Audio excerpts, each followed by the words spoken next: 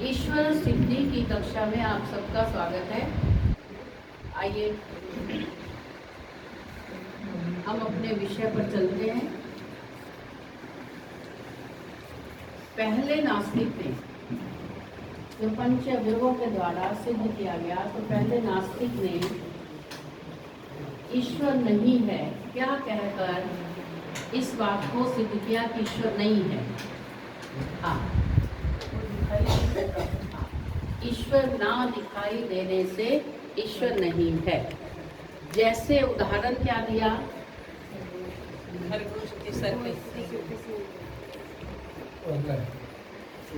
वो तो कुछ और बात थी। कोई और बोलिए। हाँ बोलिए। आत्मा आसमान के फूल ऐसे नहीं, ये किसी और के उदाहरण है। हाँ, लताएं या जो पैदा हो जाते हैं खेत में, वो तो कल का विषय था। हम तो परसों का विषय की बात कर रहे हैं। ईश्वर ना दिखाई देने से ईश्वर नहीं है। इसके लिए क्या उदाहरण दिए? वायु है, वायु दिखाई नहीं देती है। नास्तिक ने वहाँ नास्तिक ने क्या क्या उदाहरण दिए? हाँ, बिल्कुल सही। भूख, प्यास, राग, द्वेष, है ना? अंतःकरण नहीं, वो चीजें नहीं दिखाई देती, इसलिए ईश्वर नहीं है। पहले परसों वाली बात पे चलो। उन्हीं के बाद से काटा था। हाँ, फिर उसके बाद को काटा था। आस्तिक ने काटा था। और आस्तिक ने क्या कहा कि जैसे खरगोश के सींग, आकाश का फूल, वो भी दिखाई नहीं देता। ठीक है, ये कहा। तो फिर आस्तिक ने क्या कहा? आस्तिक ने इसके बदले में क्या कहा? अभाव है। ठीक है, हम भी नहीं मानते, है ना? इन चीजों को तो हम भी नहीं मानते कि आकाश के फूल होते हैं या खरगोश के सींग होते हैं। ऐसा कुछ होता ही नहीं है, तो इनको हम भी नहीं मानते हैं, ऐसा कहा। तो आस्तिक ने कैसे सिद्धि की ईश्वर है? उसने प्रतिज्ञा की कि ईश्वर है। प्रतिज्ञा की उसने कि ईश्वर है। हेतु क्या बताया ईश्वर है? सुख दुख, हाँ? भूख प्यास सुख दुख। भूख प्यास, पूरी बात बोलो। हाँ, विचार करने के प्रत्यक्ष अनुभव करना किससे? अंतःकरण से। अंतःकरण से अनुभव करने पर ईश्वर की सिद्धि होती है। ठीक है, तो ईश्वर की सिद्धि उन्होंने 3 प्रकार से बताई। कैसे? किन 3 अनुमानों से, किन प्रमाणों से? 3 प्रमाणों से बताई कि ऐसे सिद्धि होती है, ईश्वर है। हाँ बोलिए सुधा जी। हाँ, तो प्रत्यक्ष प्रमाण से कैसे ईश्वर सिद्ध होता है? जो चीज सामने दिख रही है, हाँ, जैसे प्रकृति है, पेड़ हाँ, आदि हमको सामने हाँ। दिखाई दे रहे हैं। ईश्वर के बनाए हुए पदार्थों से आप थोड़ा सारे तीनों इधर हो जाओ, इधर एक लाइन और आ जाओ, इधर हो जाओ। बहुत जगह पड़ी है, इधर हो जाओ। अब पीछे वाले आगे आ सकते हैं, एक जगह यहाँ आगे आ जाओ। अभी आगे आ जाओ, यहाँ बैठो लाइन में बैठो। पीछे से आप आगे आ सकते हैं, 3 लोग यहाँ आ सकते हैं। जो नीचे बैठ सकते हैं आ जाइए। तो प्रत्यक्ष प्रमाण क्या है? प्रत्यक्ष किस प्रकार? प्रत्यक्ष 2 प्रकार से होता है। कैसे? प्रत्यक्ष 2 प्रकार से होता है। तो कैसे प्रत्यक्ष होता है ईश्वर का? एक तो हाँ, बाह्य और आंतरिक। एक तो बाहर प्रकृति को देखकर और एक अभ्यंतर, अंदर से। तो अंदर से प्रत्यक्ष कैसे होता है? किसके द्वारा? अंतःकरण के द्वारा। अंतःकरण के द्वारा इसमें भूख प्यास। हम परमात्मा के संबंध में कहेंगे तो अंतःकरण के द्वारा हम परमात्मा को प्रत्यक्ष कर सकते हैं। ठीक है, तो हमें नास्तिकों की हर एक बात को आस्तिक ने अपने प्रमाणों के द्वारा काट कर ये सिद्ध किया कि जो वस्तु दिखाई नहीं देती वो संसार में नहीं होती, यह बात असत्य है। बहुत सारी चीज़ें जो दिखाई नहीं देती लेकिन उनको वैज्ञानिक लोग भी मानते हैं। जैसे गुरुत्वाकर्षण, गुरुत्वाकर्षण शक्ति, और मैग्नेटिक फोर्स, और रेज होती है। रेज। हाँ, जो रेज है, जैसे हम फोन करते हैं इलेक्ट्रिक जो रेज, उनको सभी मानते हैं, दिखाई नहीं देती वो, है ना, बिजली पूरे घर में प्रवाहित है, दिखाई नहीं दे रही, लेकिन है। और अल्फा गामा बीटा है, उन किरणों को भी, और एक्सरे, एक एक बोलो ना, पूरा पार्ट को खत्म करें फिर आगे चले। एक्सरे है, वो तो नहीं दिखाई देती ना, रेज उसकी एक्सरे की, लेकिन है तो सही, वो पूरे शरीर का एक्सरे कर देती है ना। और ऐसे ही कोई सोनोग्राफी, कोई कुछ, वो दिखाई नहीं देता। वो टीवी में वो एक तरफ कंप्यूटर पड़ा है, उसमें वो हिलाते रहते हैं और पूरे पेट की पूरी क्रियाएं वहाँ दिखाई दे रही हैं। तो वो दिखाई नहीं दे रहा सोनोग्राफी में, उसके साथ हमारे साथ क्या जुड़ा हुआ है, लेकिन है तो सही। हम तो कि हम नहीं मानते, भी हमें दिख नहीं रही। तो इन सब चीज़ों को वैज्ञानिक मानते हैं ना, मानते हैं। फिर तीसरे अनुमान प्रमाण। तो वैज्ञानिक अनुमान प्रमाण को मानते हैं या नहीं मानते हैं? तो फिर ईश्वर को मानने में क्या दिक्कत है? अनुमान प्रमाण से वैज्ञानिक क्या क्या मानते हैं? हाँ, अनुमान लगाया ना कि हमारे पूर्वज है, दूसरी, तीसरी, पांचवी, छठी, सातवीं पीढ़ी है। अनुमान से तो हमने तो देखा नहीं, और क्या अनुमान लगाते हैं? नक्षत्रों की दूरी है। हाँ, सूर्य की, नक्षत्रों की दूरी को, उनके जन्म को, कि कब जन्म हुआ उनका, वो सब अनुमान है। और वैज्ञानिकों के जो स्टूडेंट हैं, वो अपने द्वारा, अपने जो हमारे पूर्वज हैं, यानी कि वैज्ञानिकों के जो स्टूडेंट वैज्ञानिक हैं, वो अपने आचार्य, अपने गुरुओं के द्वारा किए गए निर्णय को एज इट इज मानते, उसमें कोई ना नुक्कड़ नहीं। किसी वैज्ञानिक ने बताया हाइड्रोजन ये 2 भाग, ऑक्सीजन का 1 भाग, ये जल का फार्मूला, कहते हैं हाँ जी ठीक है। क्या उन्होंने करके देखा, मान लिया? तो फिर हमारे जो गुरुजनों ने कहा, हमारे मतलब हम सबके, हमारे सबके गुरुओं के गुरु परमपिता परमात्मा ने जो आदेश दिया, उसको ना मानने के पीछे क्या कारण है? कहते हैं वेदों को नहीं मानते। भाई क्यों नहीं मानते? कारण तो कोई और, मत मानो, कोई बात नहीं। जब एक विद्यार्थी अपने वैज्ञानिक आचार्य की बात को मान लेता है, ऐसा कैसे? आचार्य कह रहे हैं कि ये मैथमेटिक्स के फार्मूले हैं, वो कहते अच्छा जी, कहते हैं हाँ इससे सवाल निकाल के देखो, वो लगाते हैं, अनुमान प्रमाण से सवाल निकाल लेते हैं। तो विद्यार्थी ये नहीं पूछते फार्मूला किसने बनाया, ठीक है। तो पाइथागोरस क्या होता है? पाइथागोरस थ्योरम है ना, तो उस थ्योरम को ऐसे ही मान लेते हैं ना, या करके देखते हैं, या पूछते हैं, उसके पूरी बाल की खाल उधेड़ते हैं कि ये है क्या, किसने बनाई, कब बनाई, क्यों बनाई, पाई की वैल्यू भी हमने कभी पूछा नहीं। अनुमान कर लिया है ना। तो ये अनुमान प्रमाण। तो ईश्वर की सिद्धि तीनों प्रमाणों से होती है। हाँ, अनुमान प्रमाण का नाम सुनकर कोई कहते हैं कि तो अंदाजा लगा रहे हैं, कहते हवा में तीर फेंकने की ईश्वर होते हैं, मान लो भी सारे, ऐसा नहीं कह रहे हम, ऐसा नहीं कह रहे। ऐसे वैज्ञानिक भी अनुमान लगा, हम भी अपने जीवन में, दिनचर्या में इस अनुमान प्रमाण को अधिकाधिक मात्रा में मानते हैं। जैसे आपको 10 बजे आपका दूध वाला आता है, सब लोग अंदर बैठे हुए हैं, बेल बजी, आपने दूध वाले को नहीं देखा, लेकिन आपने देखा अच्छा 10 बज गए, दूध वाला होगा, ये अनुमान ही तो लगाया, और अनुमान आपका सही निकला कि दूध वाला ही था। ऐसे ही पहले माताएं क्या करती थी, वो पढ़ी लिखी नहीं होती थी, तो वो अनुमान लगाती थी। हमारी माता भी नहीं पढ़ी लिखी थी, धूप को देख के वो टाइम धूप बता आती थी, टाइम बता देती। हाँ, वो सर्दियों में धूप ऐसे जाती थी, हाँ 3 बज गए लगता है, हाँ। वो सच में घड़ी मिला लो चाहे 3 बज, ये अनुमान नहीं था, वो तो पढ़े लिखे नहीं थे, प्रत्यक्ष देखते थे कि सूर्य की किरण यहाँ से यहाँ तक है, तो उसको देख के अनुमान लगा। तो अनुमान प्रमाण से भी ईश्वर की सिद्धि होती है। प्रत्यक्ष प्रमाण से भी, जो हम अपने नेत्रों से इस पूरी प्रकृति को देख रहे हैं कि इस प्रकृति को बनाने वाला कोई है। वो कौन है? वैज्ञानिक उसका नाम XYZ कुछ भी रख दे, कोई रख दे कि ईसा मसीह ने बनाई, कोई रख दे हमारे अल्लाह ने बनाई, 7 दिन में बनाई, कोई कुछ, लेकिन बनाने वाला कोई, ठीक है। उसको हम ईश्वर कहें, उसको हम ओम कहें, उसको हम जो भी नाम रख दें, सर्वशक्तिमान कहें, सर्वज्ञ कहें, न्यायकारी कहें, लेकिन कोई अन्य शक्ति है इस संसार को बनाने वाली। फिर इस संसार में हम गति को देखते हैं, हर वस्तु गति कर रही है, तो गति करवाने वाला तो नहीं दिख रहा, गति तो हो रही है।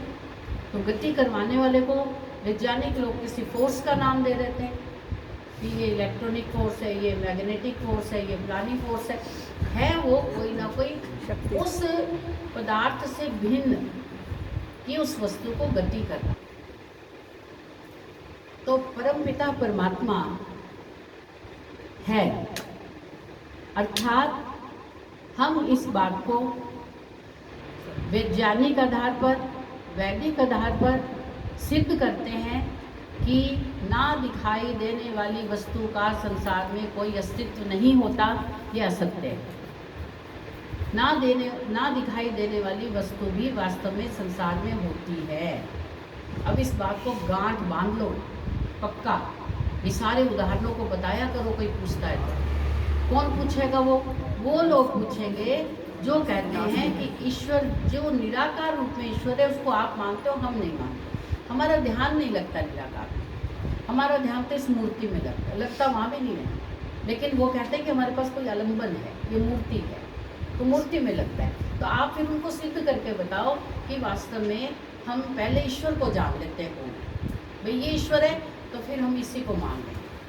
यदि हम जो बता रहे हैं वो ईश्वर है, फिर आप उसको मान लेना। तो जब आप इतने सारे उदाहरण बताओगे, ये प्रतिज्ञा करोगे, हेतु दोगे, उदाहरण दोगे, उपनय दोगे, तब आपकी बात को स्वीकार करेंगे। हट और दुराग्रह से ना करें तो बात अलग है। हट्टी हो जाए कि हमें पता तो लगे आप सत्य बोल रहे, हम नहीं मानते, उसका कोई इलाज नहीं, उसको छोड़। हमने अपनी बात उनके आगे रखी, हम समझ गए कि वो बात स्वीकार कर रहा है, मुंह से नहीं मान रहा, मत मान। उसके पीछे समय व्यर्थ मत करो, अपनी बात को हो, उसके अंदर तक ले जाए वो बात, आगे चलो। संसार भरा पड़ा है विद्या से।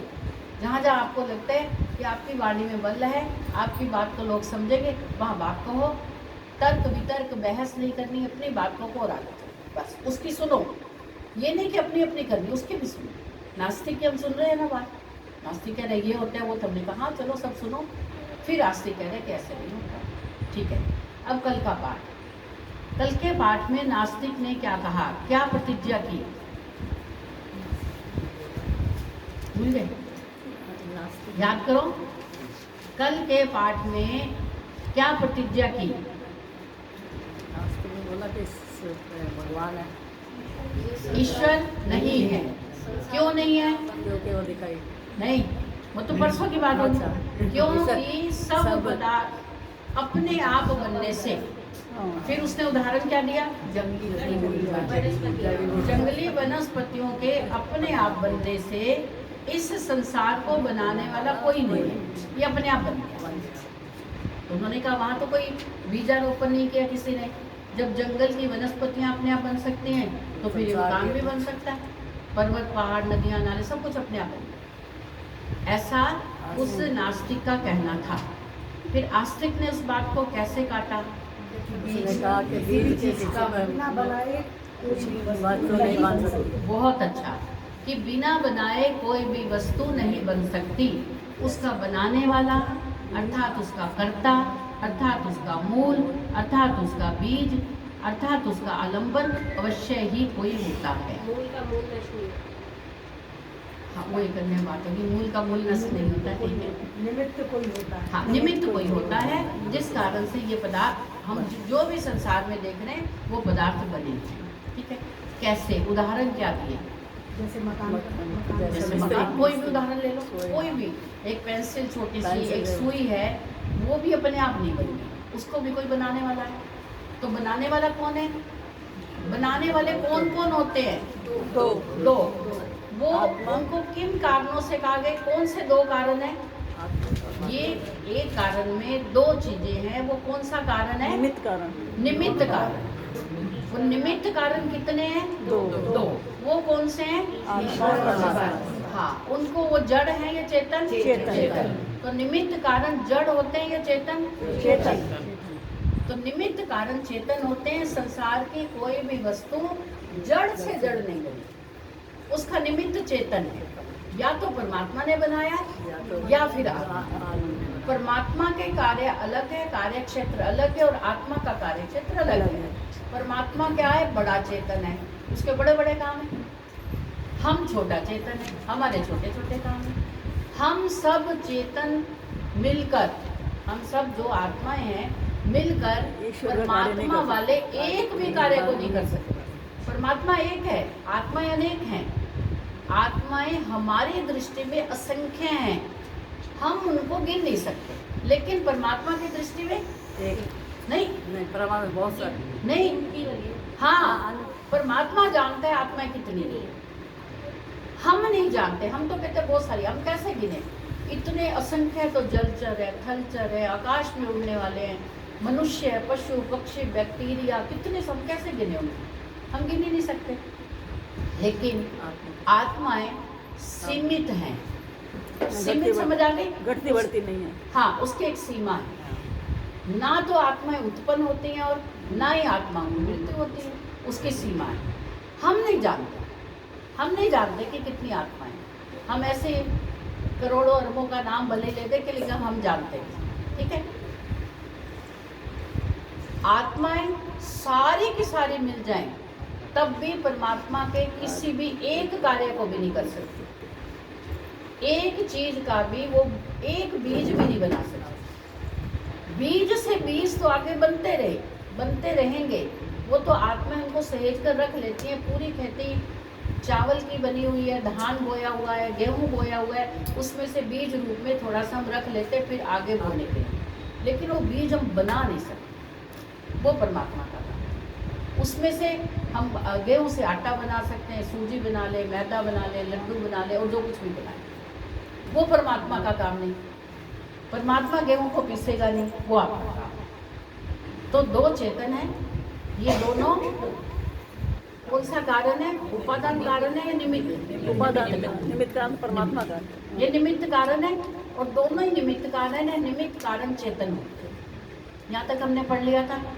अब आगे की सृष्टि की जो उत्पत्ति हुई है, जो कुछ बनी हुई सृष्टि हमें दिखाई दे रही है, इनको चार कारणों से हम स्पष्ट कर सकते हैं। ये कल हमने पढ़ा था, चार कारण। अब आगे यहाँ से हम आज का पाठ शुरू करें।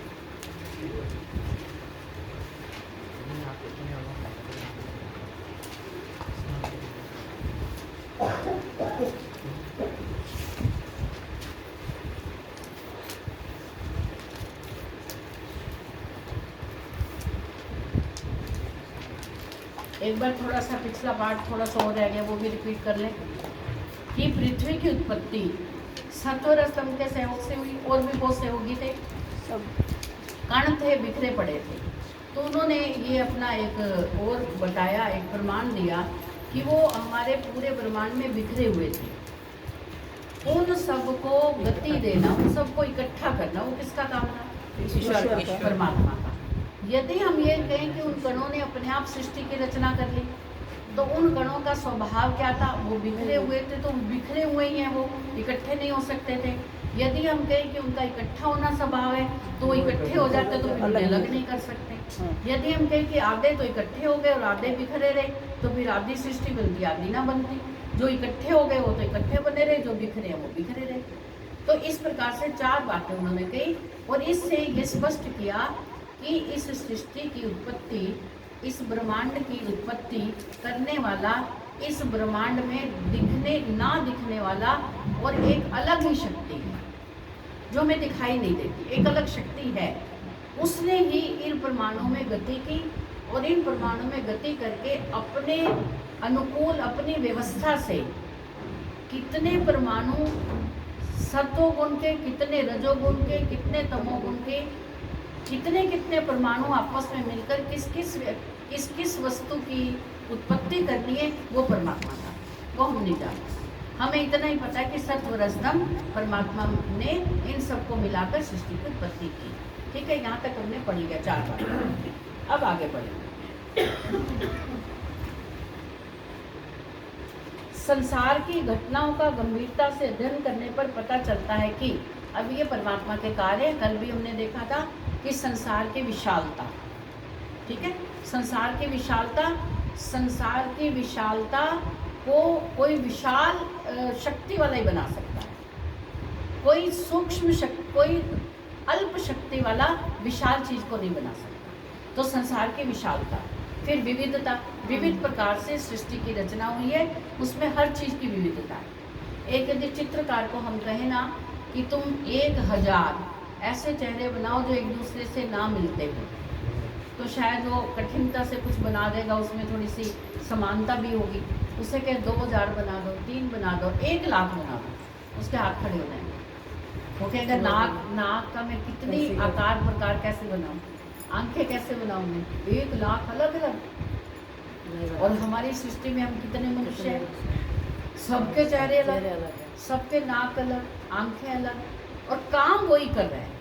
ये नहीं कि कोई नाक मोटा है तो ज़्यादा ऑक्सीजन ले रहा है, वो काम वही कर रहा है, लेकिन आकार प्रकार में सब अलग अलग, रंग सबके अलग अलग, भौगोलिक परिस्थितियों के अनुसार शरीर की रचना अलग अलग। ये किसका काम है? ईश्वर का। विविधता ईश्वर। नियमबद्धता, कल भी इस पर चर्चा हुई थी, इसको याद रखें कि ये ईश्वर के कार्य है, नियम में व्यवस्थित रहना। हम तो बहुत कोशिश तो करते हैं कि अपना जीवन नियमानुकूल बनाएं, फिर भी कुछ शारीरिक अस्वस्थता के कारण या कुछ बुद्धि की न्यूनता के कारण आगे पीछे हो जाते हैं, लेकिन परमात्मा ऐसा नहीं है। उसका प्रत्येक कार्य नियम में बंधा हो, प्रत्येक कार्य। और फिर वो भूलता नहीं कि इस जब सृष्टि की रचना हुई तो आलू की उत्पत्ति ऐसे की है, अगली बार कुछ और कर दे, इतना बड़ा आलू बना दे, नहीं, ये इतना बड़ा घिया और इतना बड़ा, ये तो हमने अपनी बुद्धि से या बुद्धिहीनता से ऐसा किया है कि वास्तव में जो पदार्थ जितना होना चाहिए उससे बहुत बड़ा कर दिया, 2 पदार्थों के बीजों को मिला दिया, उसका तीसरा बना दिया, ये तो हमने किया। परमात्मा की दृष्टि में ऐसा नहीं है। परमात्मा ने बीज बनाए सब चीज़ के भिन्न भिन्न प्रकार के। तो विविधता से तात्पर्य भिन्न भिन्न प्रकार, भिन्न भिन्न आकार, भिन्न भिन्न स्वाद, भिन्न भिन्न आकर्षण, भिन्न भिन्न रंग, है ना। फूलों को देखो, सब्जियों को देखो, सब अलग अलग, रंग भी अलग है, स्वाद भी अलग है। पालक और साग देखने में एक जैसा लगता है, मूली का पत्ता रख दो एक जैसा, सब के अलग अलग पत्तों को छू के अंधा व्यक्ति बता देगा ये पालक है, साग है, ये मूली का पत्ता है। भिन्न भिन्नता, विविधता। तो परमात्मा ने विविधता क्यों रखी? एक जैसा ही सब कुछ बना देता, एक ही चीज़ बना देता, क्योंकि हम भिन्न भिन्न मुंडे, भिन्न भिन्न मति, भिन्न भिन्न मुंडे, हमारे मस्तिष्क भी भिन्न भिन्न है, बुद्धि भी भिन्न भिन्न है। कोई तो ये कहता है कि मैं सारा जीवन घिया खा सकता, नहीं खा सकता। यदि वो कहते तो एक ही तो कहेगा। मान लो 4 लोग 5 लोग कहते हैं हम तो घिया खा सकते हैं, सारी जिंदगी खा लो बाकी लोग। तो इसलिए परमात्मा ने भिन्न भिन्न प्रकार के खाद्य पदार्थ बनाए, भिन्न भिन्न उसमें रंग भरा। और अच्छा, रंगों से भी हम बोर हो जाते हैं, यदि सब कुछ हरा ही होता, आलू भी हरे होते, मूली भी हरी होती, घिया भी हरा होता, पता ही ना चलता। तो क्या करते? पता चलता भी तो है, हरा ही रंग है उसमें, क्योंकि हरा रंग हमें अलग विटामिन देता है, सफ़ेद रंग अलग विटामिन देता है। तो परमात्मा ने इन सब खाद्य पदार्थों में सारे मिनरल, सारे विटामिन, कार्बोहाइड्रेट, प्रोटीन, ये सब कुछ मिलाना था, इसलिए रंगों की भी विविधता करी। बोलो, जोर से बोलो। हाँ, इसलिए विविधता है कि ईश्वर को पता है कि आत्मा एक चीज से संतुष्ट नहीं होता, वो बोर हो जाएगा। मजा रहना चाहिए। अच्छा, नियमबद्धता, परस्पर ऐक्य भाव, चौथा क्या? हमारी हाँ, चौथा था नियमबद्धता। नहीं, तीसरा था वो तो। तीसरा नहीं, विशालता, विविधता, नियमबद्धता। चौथा परस्पर ऐक्य भाव, ये चौथा है। एकता, एकता से तात्पर्य है कि हमारे शरीर की रचना भीतर की एक जैसी है, बाहर भी अंग प्रत्यंग सब एक जैसे हैं, हम भिन्न भिन्न नहीं है। किसी के 4 किडनियाँ लगा दी, किसी के 2 लगा दी, ऐसा नहीं है। ऐसे ही खाद्य पदार्थों के प्रति आकर्षण सबका ऐसा ही है। चाहे कोई, चलो विद्वानों को एक बार छोड़ दो, बाकी सामान्य लोगों का आकर्षण उतना ही है। उनको जलेबी उतनी स्वाद लगेगी, सबको एक जैसी लगेगी। सबके जीव की जो स्वाद की क्षमता है परमात्मा ने सबको दी। जीव में 6 प्रकार का स्वाद आता है, कहीं नमकीन है, मीठा है, खट्टा है, तीक्ष्ण है वगैरह, वो सब में दिया है। हाँ, कभी कभी ऐसा होता है रोग के कारण जीव का स्वाद चला जाता है, वो एक अलग बात है। तो परमात्मा ने ऐक्य भाव, परस्पर ऐक्य भाव, सब में टांगे दिए तो गति भी दी है, गति के लिए टांगे दिए, देखने के लिए नेत्र दिए। यदि कुछ ऐसा होता कि कान सुनने की बजाय देखने लग जाते, तो एक कान इधर देखता, एक कान इधर देखता, तो बुद्धि अनुमान ही ना कर पाती कि मैं किसको देखूं। कभी कभी बच्चे इधर बोल रहे होते हैं, कोई बड़ा व्यक्ति इधर बोल रहा है, दोनों चीज़ें नहीं समझ आती, है ना। तो परमात्मा ने सब में ऐक्य भाव दिया, सब में बुद्धि दी। और सबसे बड़ी बात, सबके लिए भोग अपवर्ग, सबके लिए, ये कुछ लोगों के लिए नहीं है, सबके लिए। इस सृष्टि का भोग करो, भोग करते करते फिर आप मोक्ष प्राप्ति के इन साधनों का प्रयोग करके फिर आप आनंद में जाओ। ऐक्य भाव, परमात्मा की दृष्टि में कोई भी ऊंचा नीचा नहीं। कहीं पर वेदों में टिप्पणी के रूप में नीचे कोई पंक्ति नहीं लिखी हुई कि ये ऊपर वाले मंत्र शूद्रों के लिए नहीं है, कहीं नहीं लिखा हुआ। शूद्र भी प्रयास करके ब्राह्मण बन सकता है। बन गए, बिल्कुल बन गए। शूद्र भी ब्राह्मण बन गए। बहुत सारे हमारे इतिहास में उदाहरण भी है। और बिना प्रयास के ब्राह्मण भी शूद्र बन गए। ब्राह्मण का पुत्र ब्राह्मण ही होगा, ये ईश्वर ने नहीं कहा, ये हमने कहा। ये अन्य अन्य मत मतांतरों ने कहा कि हमारे परिवार में यदि कोई ब्राह्मण है तो बस अब सारे ब्राह्मण ही बने, क्षत्रिय तो क्षत्रिय बने, ऐसा नहीं है। वेद इस बात को नहीं मानता, वेद इनकार करता है। वेद कहता है ऐसा नहीं है, आप प्रयास करो। हम ब्राह्मण बन गए, मैं ब्राह्मण नहीं थी, मैं ब्राह्मण, अब ब्राह्मण का कार्य करती हूँ, पढ़ती हूँ, पढ़ाती हूँ, दान करती हूँ, दान लेती हूँ, दान लेती भी हूँ, दान करती भी हूँ। मेरा ये ब्राह्मण का कर्तव्य है। यज्ञ करते हैं, यज्ञ करवाते भी हैं, अपने जीवन को जैसा चला रहे हैं वैसा बताते भी हैं। तो मैं ब्राह्मण तो नहीं थी। अब लोग कहने लगे अब पंडिताइन, हमने कहा लोगों को पंडित सुन के बुरा लगता है। मैंने अपने कार्ड छपवाए, वहाँ सोसाइटी में सब दिनों में दे आए, किसी को यज्ञ करवाना हो तो इसमें संपर्क करें। एक का फ़ोन आया, इतनी बड़ी सोसाइटी में एक व्यक्ति का, तो उन्होंने कहा हाँ जी ये नंबर आपका। मैंने कहा हाँ जी। कहते जरा पंडित जी से बात करा दो।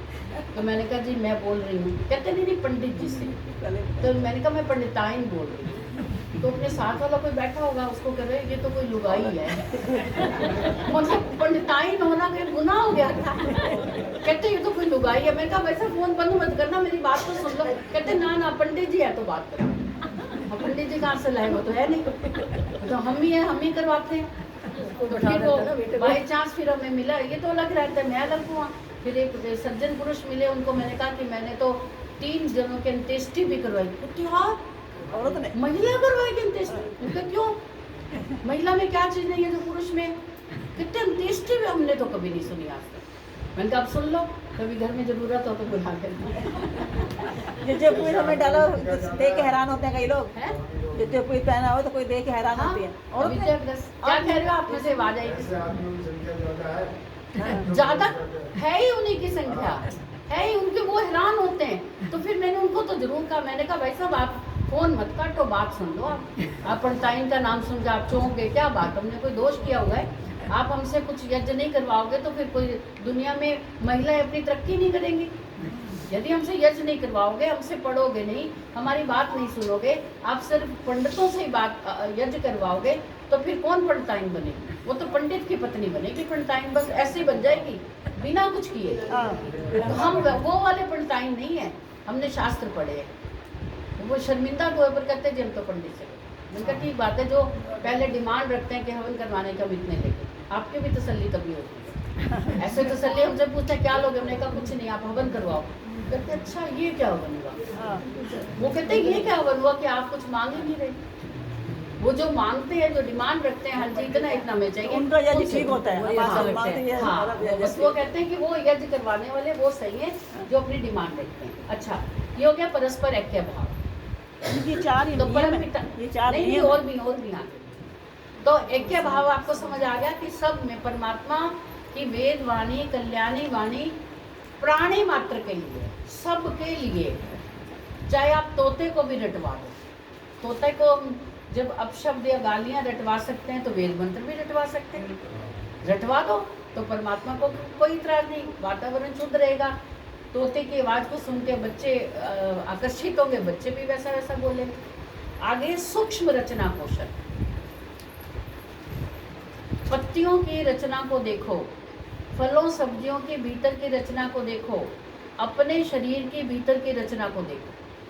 यथा पिंडे तथा ब्रह्मांडे। ब्रह्मांडे, हमारे भीतर एक हमने पीछे शरीर रचना की शुरू की थी ना कुछ दिन के लिए पुस्तक, तो वो एक कोई वैद्य थे जिन्होंने लिखी है, उन्होंने बताया कि जैसे बाहर नदियाँ नाले हैं वैसे हमारे भीतर भी है। उन नदियाँ नालों में रक्त प्रवाहित हो रहा है, रक्त फटाफट बड़ी स्पीड से जैसे नदियों में बह रहा वैसे चल रहा है। तो रक्त रुक गया तो अवरुद्ध हो गया तो क्या हो जाएगा? जैसे नदी में जल रुक जाता है तो क्या होता है? सड़ान। सराहना होती है, और यहाँ तो अटैक ही हो जाता है, यदि रुक गया तो खत्म हो कहानी जाती है। है। ऐसे ही पहाड़ पर्वत है, ये हमारा जो पिंजा है, ये क्या बोलते हैं, फेफड़े, जिसमें सुरक्षित है, उसका उभार है, ये घुटनों का उभार है, ये कंधों का उभार है, ये बड़ी बड़ी नलियां हैं, बड़ी बड़ी हड्डियां हैं, अस्थियां हैं, पैर की अस्थि है, रीढ़ की अस्थि है। इतनी सूक्ष्म रचना की है कि हजारों करोड़ों हमारे भीतर नस नाड़ी है, डॉक्टर भी नहीं बता सकते, भले वो एक्सरे कर ले, सोनोग्राफी कर ले, कुछ भी वो भी नहीं बता सकते। अब सुबह आपको उदाहरण दिया कि यूँ ऐसे पकड़ के उसने, डॉक्टर कह रहे हैं कि मुझे नहीं पता कि कौन सी नस नाड़ी कट गई, मैं तो बस यूँ मांस को पकड़ के स्टिच लगा दूंगा, बाद में देखेंगे कि ये उंगली काम करेगी कि नहीं। वो भी नहीं जानते, इतनी महीन नस नाड़ी है, इतनी महीन। ऐसे ही मस्तिष्क की, बुद्धि की, ऐसे ही हमारा अंतःकरण है। अपने शरीर को देखो, उसकी रचना को देखो, और संसार में जितने पदार्थ परमात्मा ने बनाए उनकी रचना को देखो, शब्द की उत्पत्ति को देखो, शब्द कैसे हमारे मुख से निकलकर कितनी यात्रा करके आपके कान तक पहुंचा, कैसे पहुंचा।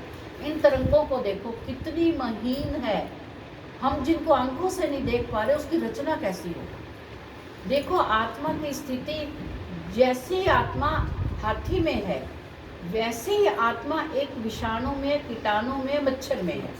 हमें ऐसे नहीं लगता था, जब शुरू में पता लगा हमने कहा हाथी बड़ा, उसकी इतनी बड़ी आत्मा होगी, और मच्छर तो छोटा से, उसमें तो बड़ी छोटी होगी। फिर छोटी कितनी होगी, छोटे से छोटा विषाणु जो यूँ कर दो तो मर जाता है, वो जीवित है तो इसका मतलब चेतन है, वो आत्मा है उसमें, तो फिर उसकी आत्मा कितनी होगी। तो कोई हमारे पास उसका भार नहीं है कि इतनी आत्मा का इतना भार होता है।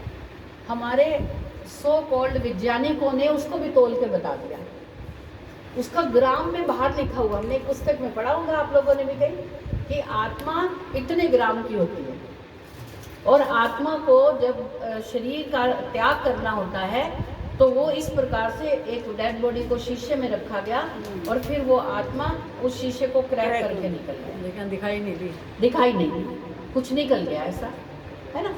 तो कितनी सूक्ष्म है, आप देखो आत्मा कितना सूक्ष्म है, जो एक सूक्ष्म विषाणु के भीतर भी है, तो परमात्मा तो आत्मा से भी ज़्यादा सूक्ष्म है। तो परमात्मा का ये सूक्ष्म रचना कौशल, तो ये कैसा सूक्ष्म परमात्मा है जिसने ऐसी सूक्ष्म सूक्ष्म पदार्थ बनाए हुए हैं जो हमें आंखों से तो छोड़ो, यंत्रों से भी नहीं। बाल की रचना आप देखो, बाल तो ऐसे बाल दिख रहा है, इसको यदि आप माइक्रोस्कोप से देखो तो इसकी रचना देखो, जब बाल थोड़ा मोटा करके दिखाई देता है उससे तो व्यक्ति हैरान रह जाता है। आप आँख की देखो, नासिका के भीतर की देखो, आप जिह्वा की देखो, कंठ की देखो, अंदर के इंद्रियों की देखो, तो इतनी सूक्ष्म कौशल परमात्मा ने अपने कौशल से इंद्रियों को बनाया है, ऐसी रचना की है कि वो इंद्रियों की रचना इतनी सूक्ष्म है, उससे भी सूक्ष्म आत्मा है और उससे भी सूक्ष्म परमात्मा है। निरंतर संयोग वियोग, ये परमात्मा का गुण है कि प्रत्येक पदार्थ में संयोग और वियोग होता रहता है। संयोग और वियोग करने वाला शक्तिशाली परमात्मा है, जो उस संयोग वियोग के मतलब मिलने और बिछुड़ने की ताकत से अधिक ताकतवर है। मिलने और बिछुड़ने की जो ताकत मिलने में लगती है और बिछुड़ने में लगती है, ये ताकत प्रदान करने वाला इससे अधिक शक्तिशाली परमपिता परमात्मा है। तो संयोग वियोग प्रत्येक पदार्थ में होता है।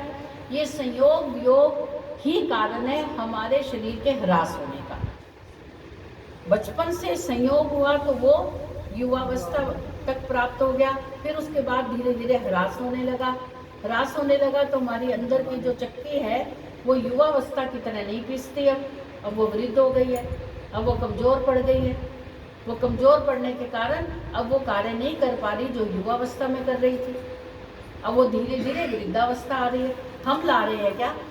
कोई व्यक्ति चाहते हैं वृद्ध हो जाए, कैसे हो जाते हैं? कैसे नज़र कमज़ोर हो जाती है, कैसे ये झुर्रियाँ इतनी ये टाइट थी शरीर और कैसे धीरे धीरे झुर्रियाँ आ जाती हैं, ये हमारी स्किन पतली हो जाती है, झुर्रियाँ पड़ जाती हैं, कैसे रंग काला पड़ जाता है, कैसे दांत टूट जाते हैं। हमने तोड़े क्या दांत? कैसे टूट जाते हैं? ये है संयोग और वियोग। और ये तो हम शरीर की बात कर रहे हैं, संसार के प्रत्येक पदार्थ ये बड़े बड़े पदार्थों को बनाने वाले परमात्मा में भी संयोग वियोग होता है। प्रातःकाल इस ब्रह्मांड से सूर्य पहले कहीं और है, फिर वो इस तरफ आ गया तो इधर हमारा उससे संयोग हो गया, फिर सायंकालीन वो चला जाएगा तो उससे हमारा वियोग हो गया। तो स्थूल रूप में भी संयोग वियोग को समझ सकते हो, सूक्ष्म रूप में भी समझ सकते हो, अपने शरीर में भी और प्रत्येक पदार्थ में। प्रयोजन की सिद्धि, इन सब कार्यों को करने का प्रयोजन है भोग अपवर्ग, कि भोग अपवर्ग की भोगों को भोगते हुए अपने प्रयोजन की सिद्धि करो। और प्रयोजन है हमारा ईश्वर की प्राप्ति, आनंद की प्राप्ति। ठीक है, इन चेतना रहित परमाणुओं का कार्य कदापि नहीं, ये सभी कार्य कोई चेतना रहित पदार्थ नहीं कर सकते। यानी कि जड़ पदार्थ यदि वो संयोग वियोग उसका हो रहा है तो अवश्य उसका संपर्क किसी चेतन शक्ति से, अपने आप नहीं हो सकता कि ये टेबल अपने आप कुर्सी से मिल जाए और फिर सुबह होते ही बिछुड़ जाए, ऐसा नहीं हो सकता। जड़ पदार्थ अपने आप ना मिल सकते ना बिछुड़ सकते, इनके पीछे चेतन शक्ति है। इन सब के पीछे किसी सर्वोच्च बुद्धिमान, सर्वव्यापक, अत्यंत शक्तिशाली चेतन कर्ता शक्ति का ही हाथ सुनिश्चित है। उसी को हम ईश्वर नाम से पुकारते हैं। ये आस्तिक व्यक्ति ने नास्तिक को जवाब दिया है कि तुम कह रहे हो कि ऐसा नहीं है, अपने आप सब कुछ बन जाता है, ये संयोग वियोग अपने आप नहीं हो रहा, संसार की विविधता अपने आप नहीं हो रही है, ये सारे जो ऊपर कार्य करें, संसार की विशालता है, इन सब के पीछे गति देने वाला परमपिता परमात्मा। हम आप स्वभाववादियों इससे पूछते हैं कि प्रकृति खेत में गेहूं, चना, चावल तक बनकर ही क्यों रुक गई? यदि अपने आप सब कुछ होता है तो खेत में चावल मान लो अपने आप बन गया, तो फिर चावल बन के क्यों रुक गया? वहाँ पे उबल भी जाना चाहिए, पुलाव बन जाना चाहिए। और फिर किसान के यादों में पुलाव बना, इस बार तो पुलाव बना दिया ईश्वर ने, खाओ सारे। गेहूं बन के क्यों रुक गया? आटा पिस जाना चाहिए, रोटी भी बन जानी चाहिए अपने आप। बस फिर परिवार वाले जाएं और रोटी खा के आ जाएंगे, रोज ऐसा होना चाहिए। यदि अपने आप सब कुछ बनता है तो गेहूं, चावल, धान, मूली, आलू, प्याज बन के रुक क्यों गए? उनकी सब्जी क्यों नहीं बन जाती? रोटी क्यों नहीं बनती? हलवा क्यों नहीं बनता? गेहूं से आटा, फिर आटे से रोटी तक बनकर हमारी थाली में क्यों नहीं आई? गाय भैंस के पेट में दूध तक ही क्यों सीमित रही? दूध से खोया, फिर खोए से बर्फी तक क्यों नहीं बनी? यार तो हमारी गाय ने पेड़े दिए। जब अपने आप ही सब कुछ हो रहा है तो पेड़े भी अपने आप बन जाते हैं, ऐसा क्यों नहीं हुआ? ऐसा हो नहीं सकता। ये कार्य परमपिता परमात्मा का है, दूध तक का, उसके बाद आत्मा का काम है।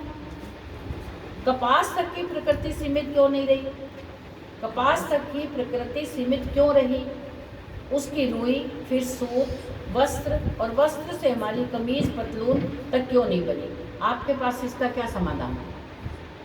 अब ये आस्तिक जो है वो नास्तिक से पूछ रहा है, भाई आप कह रहे हो कि सब कुछ अपने आप बन जाता है, चलो हमने मान लिया, गेहूँ भी अपने आप बन गया, फिर बाकी चीज़ें क्यों नहीं बनी? कपास तो उगा ली, कपास के बाद फिर वस्त्र भी बन जाने थे। फिर हम जाएं तो पेड़ों पर कहीं पर पैंटें लटकी हों, कहीं बलूनियाँ लटकी हों, कहीं साड़ियाँ लटकी हों। जब अपने आप ही सब कुछ बन जाता है तो ये भी बन जाना चाहिए। क्या समाधान है आपके पास? तो आपका जवाब यही होगा कि कुछ कार्य जो परमात्मा करता है वो आत्मा नहीं करता। आत्मा के कार्य अलग है, परमात्मा के अलग है। प्रत्येक कार्य को करने के पीछे वो परमपिता परमात्मा है, ईश्वर सत्तावान है, उसकी सत्ता है, उसके बिना ये कार्य नहीं हो सकते। अब हमारे पक्ष के अनुसार इसका समाधान यह है, अब खुद ही जो आस्तिक है वो खुद ही समाधान बता रहे हैं, खुद ही बता रहे हैं कि ऐसा क्यों होता है कि कार्य वस्तुओं के बनाने वाले कर्ता दो हैं। ठीक है, कार्य वस्तुओं को बनाने वाले, कार्य वस्तु मतलब जिनसे हम कार्य लेते हैं, उपयोग लेते हैं, सदुपयोग करते हैं, दुरुपयोग भी करते हैं, ये सभी जो वस्तुएं, इनको बनाने वाले दो जने हैं। एक ईश्वर है और दूसरा जीव है।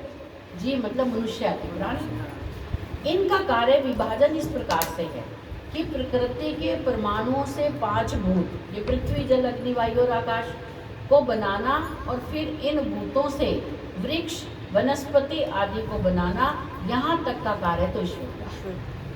ठीक है, फिर सुनिए बात को कि प्रकृति के पांचों भूतों से, प्रकृति के परमाणुओं से 5 भूतों को बनाना, प्रकृति के परमाणुओं से 5 भूतों को बनाना, और फिर इन भूतों से वृक्ष वनस्पति आदि को बनाना, यहाँ तक का कार्य तो ईश्वर का है। ईश्वर ने वृक्ष भी बनाए, वनस्पतियाँ बनाई। जहाँ पर नास्तिक कह रहे हैं कि वनस्पतियाँ अपने आप बन गई, वो उसके पीछे बनाने वाला शक्तिशाली परमात्मा है। परमाणु क्यों बोला उन्हें? परमाणु है तो छोटे पर जो सत्वरस्तंभ में, सत्वरस्तंभ भी कह सकते हैं ना। हाँ, वो ब्रैकेट में वो भी लिख लो। अच्छा, ईश्वर का है, इससे आगे का कार्य मनुष्यों का है। जैसे कि नदी बनाने का कार्य ईश्वर का है, नदी से नहरें निकालने का कार्य मनुष्य का है, मिट्टी बनाने का कार्य ईश्वर का है, मिट्टी से ईंट बनाकर मकान बनाने का कार्य मनुष्यों का है, पेड़ बनाने का कार्य ईश्वर का है, और पेड़ से लकड़ी काटकर मेज कुर्सी खिड़की दरवाजे बनाने का कार्य मनुष्यों का है।